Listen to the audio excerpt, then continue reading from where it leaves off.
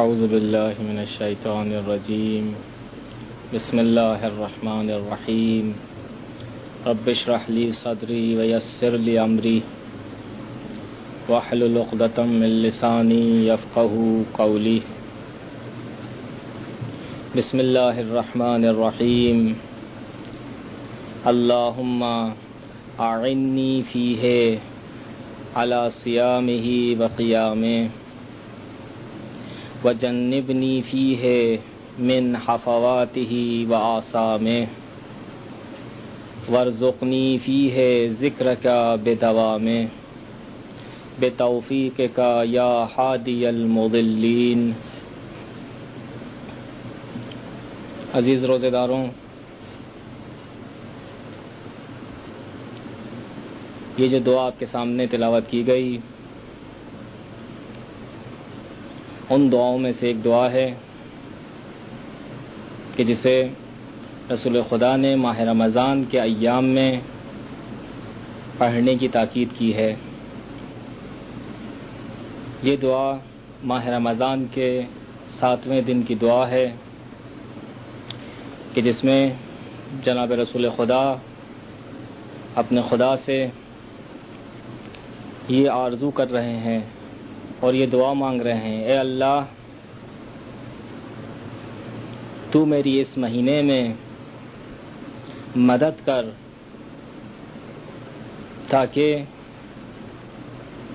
میں صحیح طریقے سے روزہ رکھ سکوں، اور اے اللہ تو میری اس مہینے میں مدد کر تاکہ میں تیری صحیح معنی میں عبادت کر سکوں، اور اے اللہ تو مجھے اس مہینے میں لغزشوں اور گناہوں سے بچا، اور اے اللہ تجھ سے میری دعا ہے کہ تو اس مہینے میں مجھے دائم الذکر قرار دے، ہمیشہ ذکر کرنے والا قرار دے۔ تجھے تیری توفیق کا واسطہ تو وہ ہے کہ جو گمراہوں کی ہدایت کرتا ہے۔ اس دعا میں رسول خدا نے چند اہم نکات کی طرف اشارہ کیا ہے۔ سب سے پہلے رسول خدا نے اس دعا کے ذریعے سے ہماری اور آپ کی توجہ روزہ رکھنے اور صحیح عبادت کرنے کی طرف توجہ کو مبذول کروایا ہے۔ رسول خدا نے سب سے پہلے اس دعا کے اندر خدا سے یہ چاہا ہے کہ اے خدا تو میری مدد کر تاکہ جس طرح سے تو روزے داروں سے روزے کو چاہتا ہے ویسا ہی روزہ میں رکھوں، اور اسی طرح سے کہ جس طرح سے ایک عبادت گزار بندہ تیری عبادت کرتا ہے اور تو اس کی عبادت کو دوست رکھتا ہے، چاہتا ہے کہ وہ عبادت ویسی ہی ہو، اے خدا تو میری مدد کر کہ ویسا ہی عابد بن جاؤں۔ اور دوسرا نقطہ کہ جو اس دعا کے ذریعے سے ہمیں ملتا ہے وہ یہ کہ رسول خدا اپنے خدا سے دعا کر رہے ہیں کہ اے خدا یہ وہ برکت مہینہ ہے کہ جس میں میری تجھ سے التجا یہ ہے کہ میں لغزشوں میں گرفتار نہ رہوں، میں گناہوں کا ارتکاب نہ کروں، اور ساتھ ساتھ تجھ سے میری التجا یہ ہے کہ میں تجھے ہمیشہ یاد رکھوں، مجھے تو دائم الذکر قرار دے۔ آئیے عزیزان گرامی، اس دعا کے ضمن میں ہم تلاش کرتے ہیں کہ رسول خدا نے سب سے پہلے جو تمنا کی ہے وہ ہے حقیقی روزے دار، حقیقی عبادت کرنے والا۔ کیا واقعاً روزہ رکھنا مشکل ہے؟ اس دعا کے ذریعے سے یہ معلوم ہوتا ہے کہ رسول خدا نے یہ کہا کہ اے اللہ میری مدد کر روزہ رکھنے میں۔ مدد انسان اس وقت طلب کرتا ہے کہ کوئی کام اس کے لیے مشکل ہو یا وہ کام سخت ہو۔ کیا واقعاً روزہ رکھنا مشکل ہے یا آسان؟ جی ہاں عزیزان گرامی، روزہ رکھنا آسان بھی ہے اور روزہ رکھنا مشکل بھی ہے۔ کون سا روزہ رکھنا انسان کے لیے بہت ہی آسان اور سہل ہے؟ وہ روزہ کہ جو بظاہر انسان اپنے آپ کو کھانے اور پینے سے دور رکھے۔ صبح جب سحری کے وقت وہ سحر کرتا ہے، کھانا کھاتا ہے اور اس کے بعد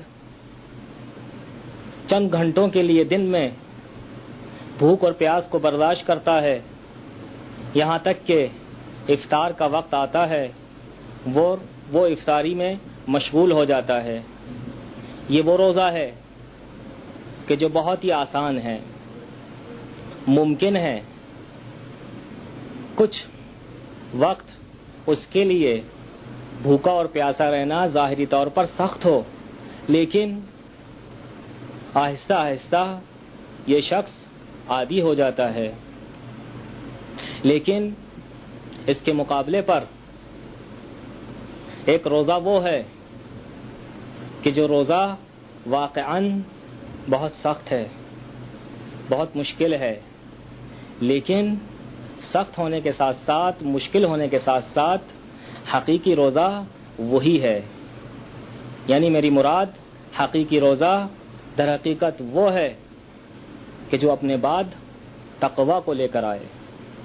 دوسرے الفاظ میں یوں کہوں کہ روزہ وہی روزہ ہے کہ جس کے رکھنے کے بعد انسان کے اندر تقوی کے آثار رونما ہوں، انسان اس کے بعد متقی ہو جائے، انسان اس کے بعد خود بخود خدا کی عنایت سے گناہوں سے پرہیز کرے، نیکیوں کی طرف رغبت کرے۔ مشہور و معروف آیت سورہ بقرہ کی کہ یا ایھا الذین آمنوا کتب علیکم الصیام کما کتب علی الذین من قبلکم لعلکم تتقون۔ آپ حضرات اس آیت کا ترجمہ بخوبی جانتے ہیں کہ ایمان لانے والو، تم پر روزے فرض کیے گئے ہیں کہ جس طرح سے پہلی امت پر روزے فرض کیے گئے تھے۔ کیوں روزہ فرض کیا گیا؟ لعلکم تتقون، شاید کہ تم یہ روزہ رکھ کر متقی ہو جاؤ، پرہیزگار ہو جاؤ۔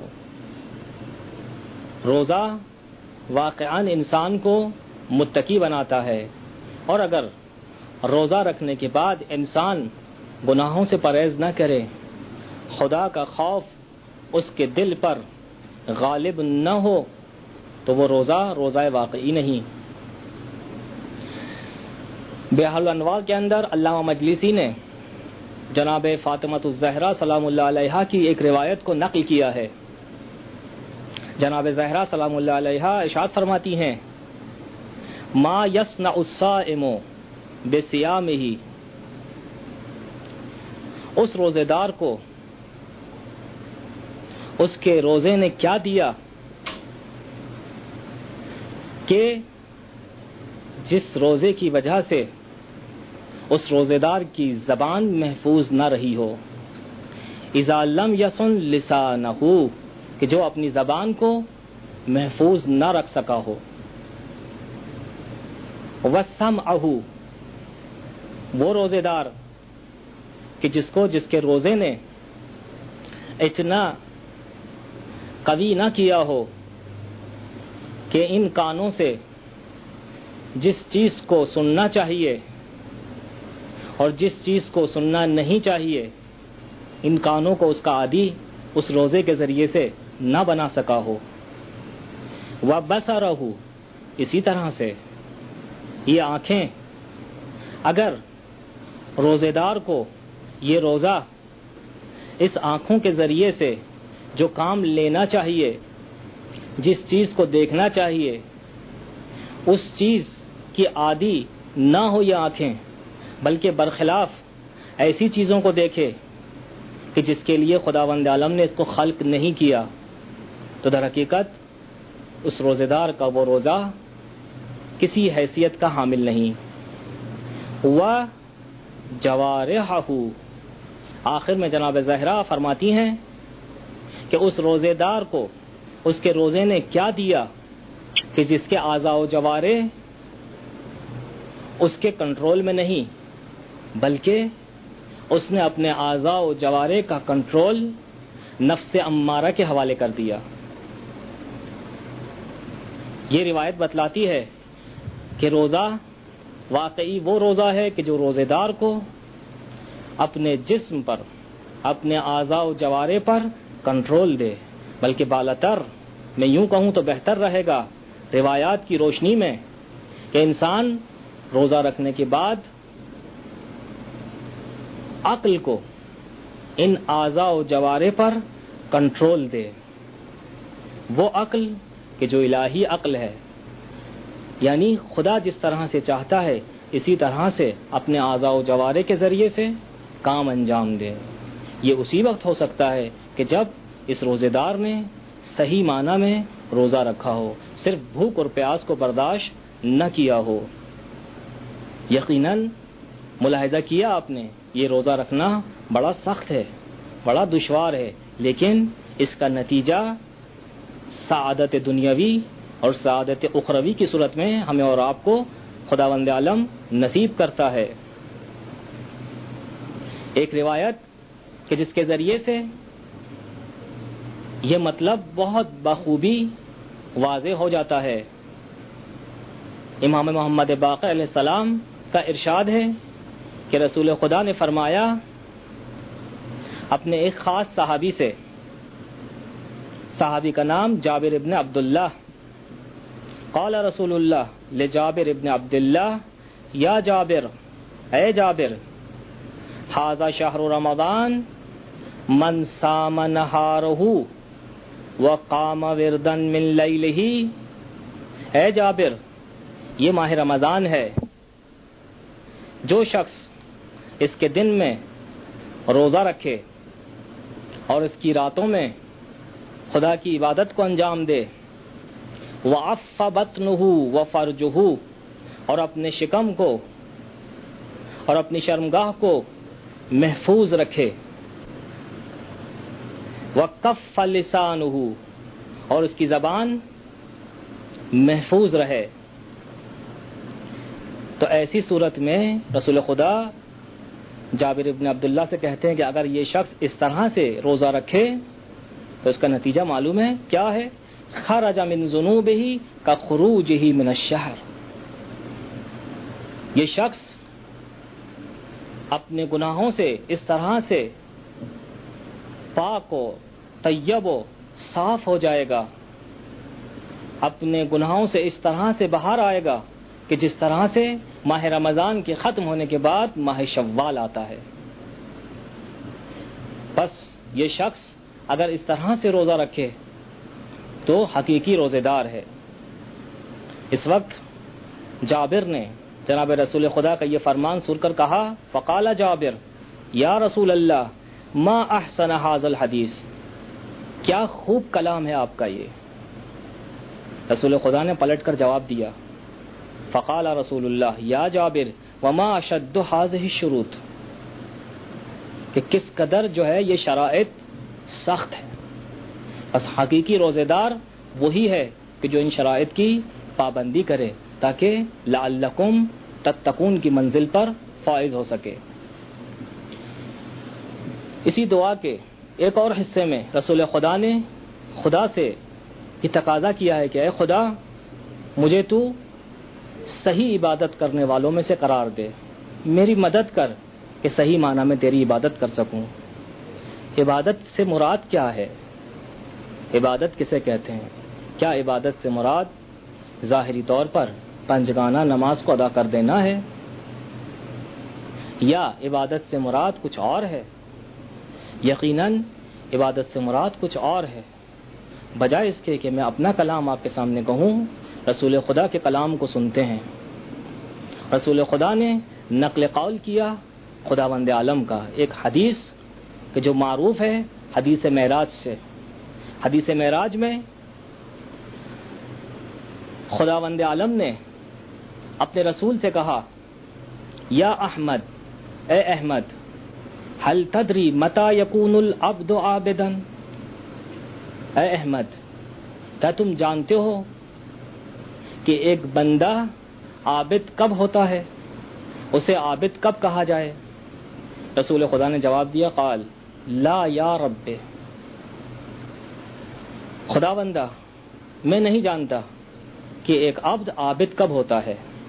خدا نے کہا، اذا اجتمع فیہ سبع خصال، اے احمد جب کسی بندے کے اندر 7 خصلتیں جمع ہو جائیں تو وہ بندہ عابد ہو جاتا ہے۔ پہلی صفت، ورع یحجزہ عن المحارم، وہ شخص کہ جو صاحب ورع ہو۔ ورع کی تعریف آپ کے سامنے پہلے میں عرض کر دوں۔ عموماً ورع کو تقوی کے ساتھ لوگ تشبیہ دیتے ہیں، لیکن ورع میں اور تقوی میں زمین سے آسمان کا فرق ہے۔ روایات کے مطابق تقوی سے بالاتر مرتبہ ورع کا ہے، یعنی وہ شخص کہ جو متقی ہے اس کا رتبہ کم ہے، اور وہ شخص کہ جو ورع ہے یعنی صاحب ورع اس کا رتبہ متقی سے زیادہ ہوا کرتا ہے۔ مولا کائنات سے سوال کیا گیا کہ متقی کون ہے؟ مولا نے جواب دیا 2 جملوں میں، متقی وہ ہے کہ جو واجبات الہی کی پابندی کرے اور محرمات الہی سے اپنے آپ کو بچا کے رکھے۔ ورع کیا چیز ہے؟ ورع واجبات الہی پر پابندی، حرام کاموں سے اپنے آپ کو بچانا، لیکن اس سے بالاتر ایک چیز اور ہے، وہ یہ کہ انسان ایک عمل کو انجام دینا چاہتا ہے لیکن وہ شک میں مبتلا ہوتا ہے کہ وہ عمل آیا حرام ہے شریعت کی جانب سے یا حرام نہیں، لہذا اس شک کی بنیاد پر پہلو تہی کرتا ہے، اس فعل کو، اس عمل کو انجام دینے سے اجتناب کرتا ہے۔ اس اجتناب کرنے کو، شبہات سے بچنے کو ورع کہا جاتا ہے۔ لہذا معلوم ہے کہ واجبات مشخص ہیں، میرے لیے آسانی ہے کہ میں واجبات کو کیونکہ مشخص ہیں جانتا ہوں، میں انجام دے سکتا ہوں۔ حرام الہی مجھے معلوم ہے کون سے افعال ہیں، میں اپنے آپ کو اس سے بچا سکتا ہوں، لیکن مشتبہات، وہ افعال کہ جن کے بارے میں مجھے نہیں معلوم آیا وہ واقعاً حرام ہے یا حرام نہیں، اس سے اپنے آپ کو بچانا، اپنے دامن کو اس سے ہٹانا، یہ کمال ہے۔ لہذا اسی بنا پر ورع کا رتبہ تقوی سے زیادہ ہوا کرتا ہے۔ دوسری صفت اور دوسری خصلت، خداوند عالم کا ارشاد، صمت یکفہ عما لا یعنی ہے، ایسی خاموشی کہ جس کے بعد یہ شخص، یہ بندہ ایسی باتوں میں اپنے آپ کو مشغول نہیں کرتا کہ جو فضول اور لغویات ہوں۔ یعنی دوسرے الفاظ میں یوں کہوں کہ دوسری خصلت در حقیقت خاموشی ہے۔ یعنی ایک روایت کے مطابق حکمت کے 10 درجے ہیں، 9 درجے سکوت میں ہیں، 1 درجہ بولنے میں ہے۔ اس ایک درجہ جو کہ بولنے میں ہے اس میں بھی وہاں بولے کہ جہاں ضرورت ہو، اور جہاں ضرورت نہیں وہاں خاموشی اختیار کرے۔ لہذا ملاحظہ کیا آپ نے، خداوند عالم بھی اپنے حبیب سے یہ کہہ رہا ہے سمتن یکفہ عما لا یعنی ہے، ایسی خاموشی کہ جو اسے فضول باتوں سے روک دے۔ تیسری خصلت خوف یزداد کل یوم من بکائہ، بندہ خائف رہے، ڈرتا رہے، ایسا خوف اس کے پاس ہو کہ دن بدن اس کے گریہ میں اضافے کا باعث بنے، ایسا خوف۔ وحیاء،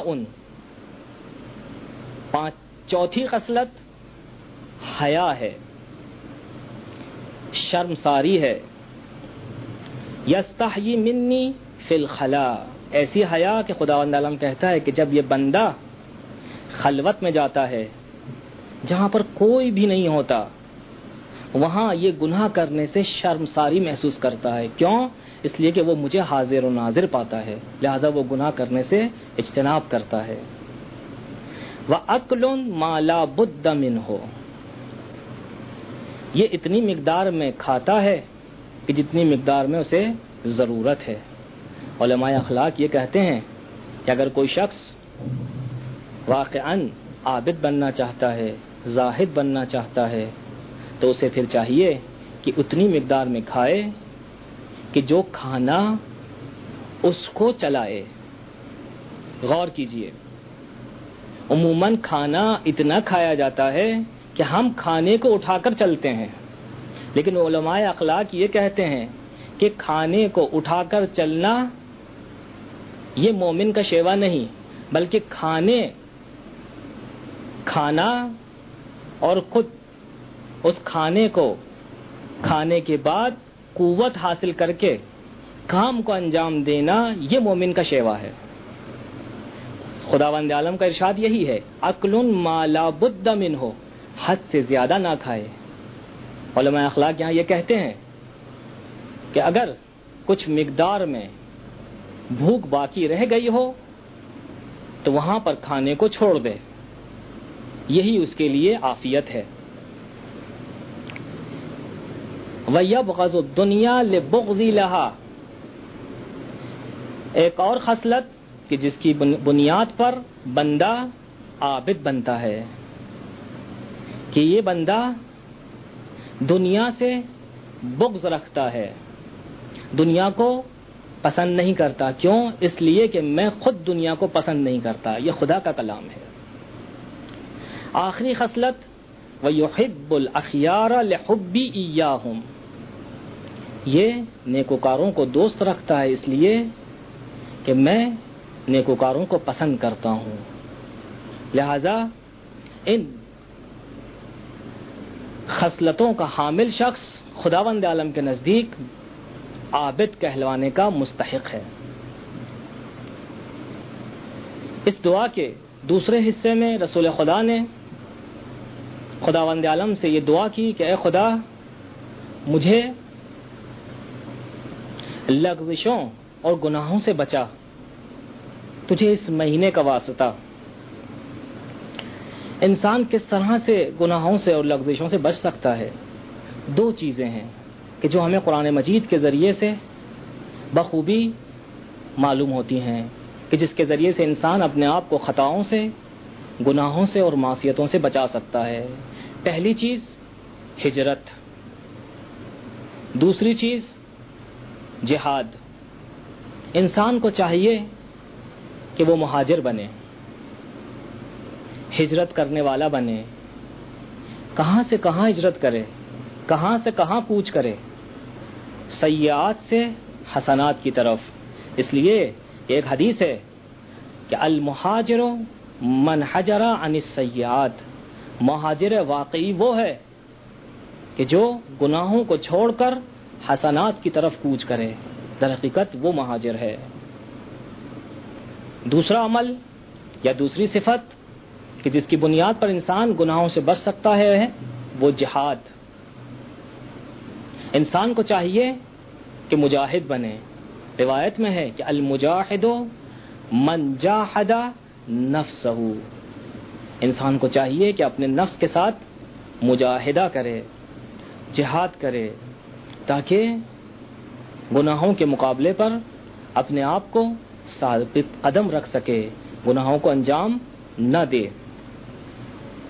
قرآن مجید کی ایک آیت آپ کے سامنے پیش کرتا ہوں کہ جس کے ذریعے سے بخوبی خداوند عالم ان بندوں پر رحم کرتا ہے کہ جو ہجرت کرتے ہیں، جو جہاد کرتے ہیں۔ والذین ہاجروا وجاہدوا فی سبیل اللہ اولئک یرجون رحمت اللہ۔ وہ لوگ کہ جنہوں نے ہجرت کی، جنہوں نے جہاد کیا اللہ کی راہ میں، بے شک یہ وہی بندے ہیں کہ جو مستحق ہیں، جو امیدوار ہیں اللہ کی رحمت کے۔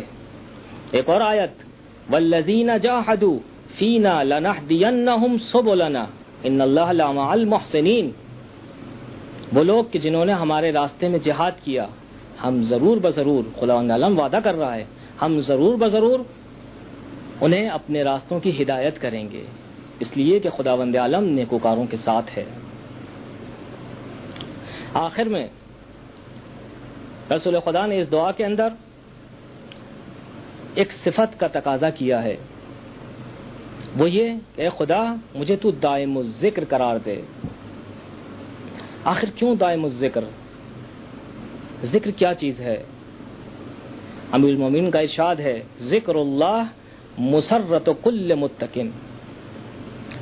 ہر متقی کے لیے باعث مسرت اللہ کا ذکر ہے۔ متقی شخص اللہ کا ذکر کر کے خوش ہوتا ہے۔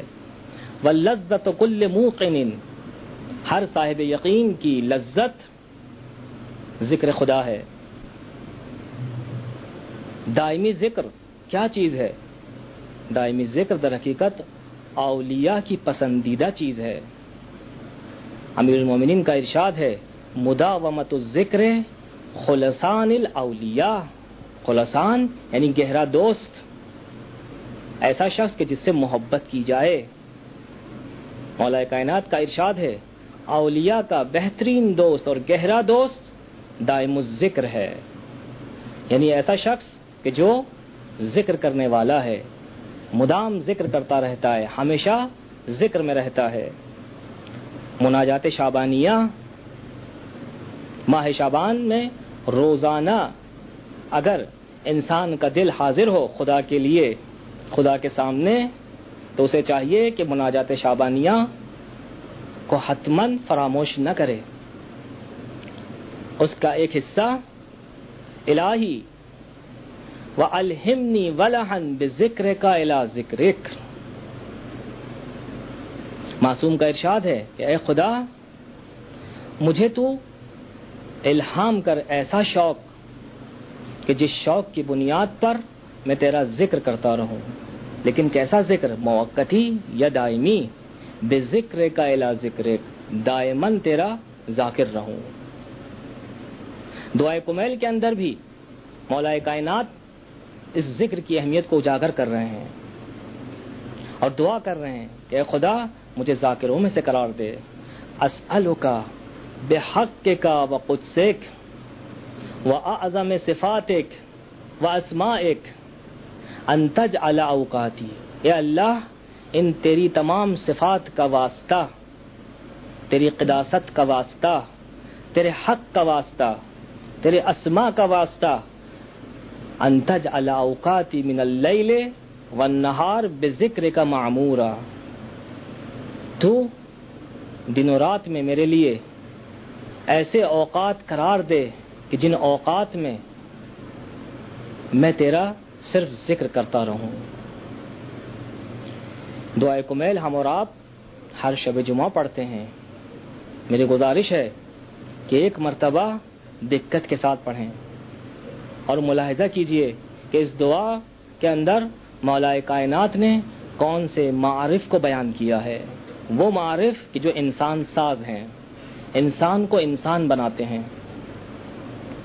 آخر کے اندر اس دعا میں رسول خدا نے ایک صفت کا واسطہ دیا ہے خدا کو، یا ہادی المضلین، اے گمراہوں کو ہدایت دینے والے. بہت مختصر، کون سی ایسی چیزیں ہیں کہ جو انسان کو گمراہ کرتی ہیں؟ قرآن مجید کے ذریعے سے ہمیں معلوم ہوتا ہے کہ انسان اگر خدا کے ساتھ کسی کو شریک قرار دے تو یہ شریک قرار دینا انسان کو گمراہ کر دیتا ہے. سورہ نساء وَمَن يُشْرِكْ بِاللَّهِ فَقَدْ ضَلَّ ضَلَالًا بَعِيدًا، جو شخص خدا کے ساتھ کسی کو شریک قرار دے بتحقیق خداوند عالم اسے گمراہ کرتا ہے، ایسا گمراہ کہ جو گمراہ کرنے کا حق ہے. سورہ احزاب میں ایک اور مورد بتلایا وَمَن يَعْصِ اللَّهَ وَرَسُولَهُ فَقَدْ ضَلَّ ضَلَالًا مُبِينًا، جو شخص اللہ کی اور اس کے رسول کی معصیت کرے تو خداوند عالم اسے گمراہ کرتا ہے. ایک اور مورد أَفَرَأَيْتَ مَنِ اتَّخَذَ إِلَٰهَهُ هَوَاهُ وَأَضَلَّهُ اللَّهُ، وہ شخص کہ جس نے اپنی ہوا و ہوس کو اپنا معبود قرار دے دیا ہے، خداوند عالم وہاں کہتا ہے کہ خدا اسے گمراہ کرے گا. ان گمراہیوں سے نجات کا راستہ کیا ہے؟ ان